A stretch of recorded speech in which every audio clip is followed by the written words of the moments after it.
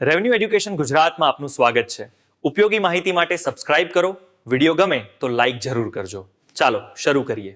Gujarat land revenue code 1879 પરની આ rapid revision ક્વિઝમાં સૌનું સ્વાગત છે. ચાલો જ્ઞાનને ચકાસીએ. ઓકે, ચાલો સીધા જ શરૂ કરીએ. જરા પણ રાહ જોયા વગર શરૂઆત કરીએ. પ્રશ્ન number 1. Mumbai land revenue code કયા વર્ષમાં બનેલ? Option A 1878, option B 1879, option C 1880, option D 1885, option B 1879. Correct. પ્રશ્ન નંબર 2. ગુજરાતમાં આ કોડ ક્યારથી લાગુ થયો? Option A 1 May 1960, option B 1 October 1880, option C 15 August 1947, option D 26 January 1950. Expert. Option A 1 May 1960. Absolutely right. પ્રશ્ન નંબર 3. રેવન્યુ અધિકારીની વ્યાખ્યામાં કોનો સમાવેશ થતો નથી? Option A collector, option B Mamlatdar, option C તલાટી, ઓપ્શન ડી જિલ્લા વિકાસ અધિકારી. ઓપ્શન ડી જિલ્લા વિકાસ અધિકારી. પરફેક્ટ. પ્રશ્ન નંબર 4. ગામતળની પરિભાષામાં શું શામેલ છે? ઓપ્શન એ ફક્ત ખેતરો, ઓપ્શન બી ગામની જમીન અને ગૌચર સહિત, ઓપ્શન સી ફક્ત આબાદી વિસ્તાર, ઓપ્શન ડી ફક્ત સરકારી જમીન, ઓપ્શન બી ગામની જમીન અને ગૌચર સહિત. કરેક્ટ. પ્રશ્ન નંબર 5. ખાતેદાર કોણ હોઈ શકે? ઓપ્શન એ ફક્ત પુરુષ, ઓપ્શન બી સ્ત્રી, પુરુષ અથવા કંપની, ઓપ્શન સી ફક્ત સરકારી કર્મચારી, ઓપ્શન ડી ફક્ત 18 વર્ષથી નીચેનો, ઓપ્શન બી સ્ત્રી, પુરુષ અથવા કંપની. Absolutely right. પ્રશ્ન નંબર 6. જમીન મહસૂલની વ્યાખ્યા કયા સેક્શનમાં છે? Option A section 1, option B section 2, option C section 3, option D section 5. Expert. Option B section 2. Perfect. પ્રશ્ન નંબર 7. સર્વે નંબર શું દર્શાવે છે? ઓપ્શન એ ઘરનો નંબર, ઓપ્શન બી ખેતરની ઓળખ નંબર, ઓપ્શન સી રસ્તાનો નંબર, ઓપ્શન ડી ગામનો કોડ. એક્સપર્ટ. ઓપ્શન બી ખેતરની ઓળખ નંબર. કરેક્ટ. પ્રશ્ન નંબર 8. ધોરણ શબ્દનો અર્થ શું? ઓપ્શન એ જમીનનું વેચાણ, ઓપ્શન બી જમીન મહસૂલ નક્કી કરવાની પ્રક્રિયા, ઓપ્શન સી જમીનનું વિભાજન, ઓપ્શન ડી જમીનની માપણી, ઓપ્શન બી જમીન મહસૂલ નક્કી કરવાની પ્રક્રિયા. Absolutely right. ચાલો હવે આગલા સેક્શન તરફ વધીએ. અધિકારીઓ અને પદાનુક્રમ. જોઈએ કે આમાં શું છે. પ્રશ્ન નંબર 9. કલેક્ટરની સત્તા કયા કોડ હેઠળ વ્યવસ્થાવેલી છે? Option A IPC, option B CrPC, option C land revenue code, option D CPC, option C land revenue code. Correct. પ્રશ્ન નંબર 10. રેવન્યુ અધિકારીની નિમણૂક કોણ કરે? ઓપ્શન એ ગામના સરપંચ, ઓપ્શન બી રાજ્ય સરકાર, ઓપ્શન સી કેન્દ્ર સરકાર, ઓપ્શન ડી જિલ્લા પંચાયત, ઓપ્શન બી રાજ્ય સરકાર. પરફેક્ટ. પ્રશ્ન નંબર 11. પ્રાંત અધિકારી કેવા અધિકારી છે?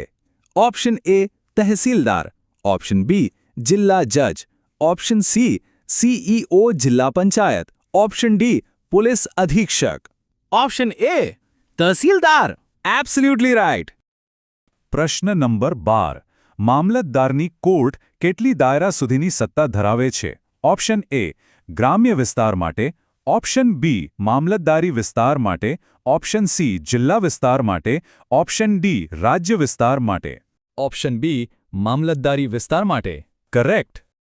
પ્રશ્ન નંબર 13. તલાટીની મુખ્ય ફરજ શું છે? ઓપ્શન એ ગુનાઓની તપાસ, ઓપ્શન બી ગામના રેવન્યુ રેકોર્ડ જાળવવા, ઓપ્શન સી રસ્તા બનાવવા, ઓપ્શન ડી શાળાની જાળવણી, ઓપ્શન બી ગામના રેવન્યુ રેકોર્ડ જાળવવા. પરફેક્ટ. પ્રશ્ન નંબર 14. સ્થાયી આદેશ એટલે કે સ્ટેન્ડિંગ ઓર્ડર જારી કરવાનો અધિકાર કોને નથી? Option A collector, option B commissioner, option C તલાટી, ઓપ્શન ડી રાજ્ય સરકાર. એક્સપર્ટ. ઓપ્શન સી તલાટી. Absolutely right. પ્રશ્ન નંબર 15. અધિકારીઓ વચ્ચે કામનું વહેંચણું કોણ કરે? Option A collector, option B ગામના લોકો, ઓપ્શન સી તલાટી, ઓપ્શન ડી વકીલો.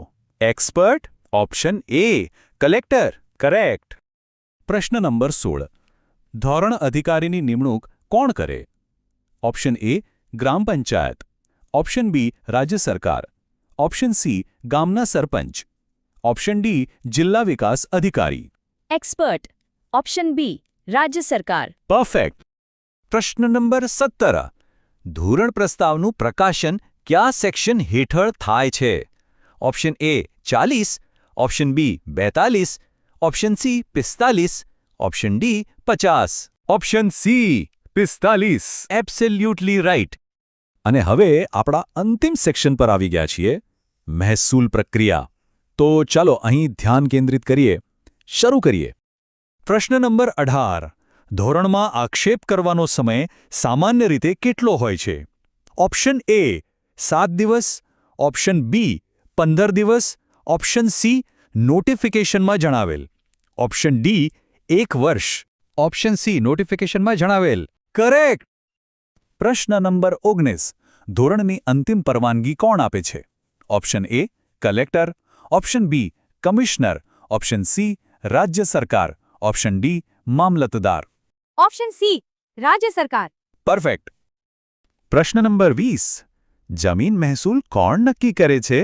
ઓપ્શન એ ખાતેદાર, ઓપ્શન બી રેવન્યુ અધિકારી, option C gram panchayat, option D court. Expert.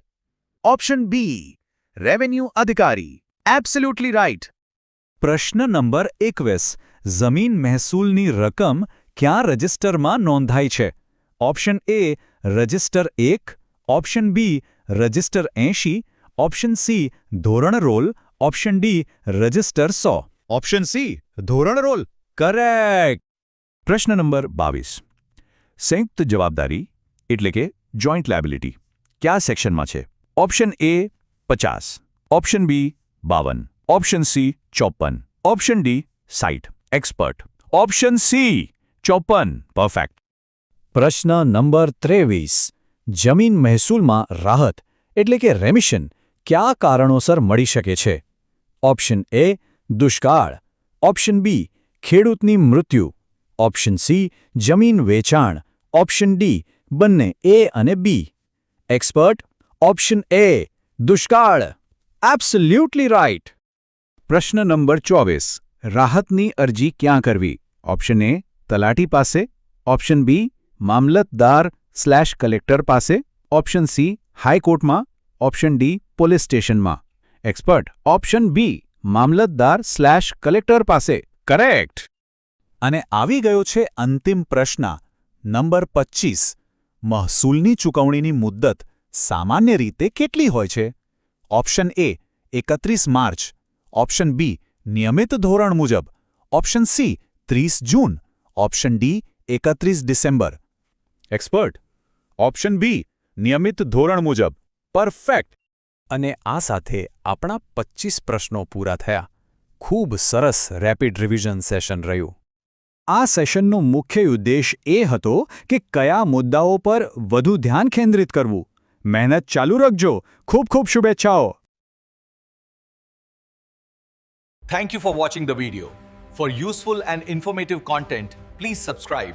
And if you like the video, don't forget to like.